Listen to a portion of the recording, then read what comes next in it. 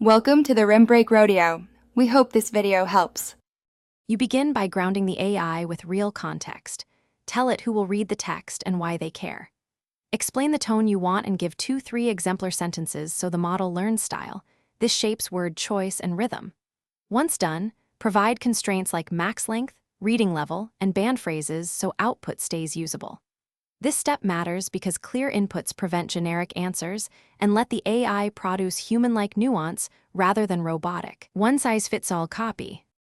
Now teach the model human signals, request contractions and mix sentence lengths to break monotony, ask for a brief anecdote or analogy to anchor meaning, and instruct it to use sensory verbs for vividness. Explain why. Readers connect to specificity and emotional cues. Once done, iterate with targeted prompts. Ask for 3 variants with different energy levels, then pick and combine lines. Make sure to preserve factual accuracy while allowing stylistic warmth. Finish by editing the AI draft with a human eye. Tighten awkward lines, replace stale phrases, and ensure voice consistency across sections.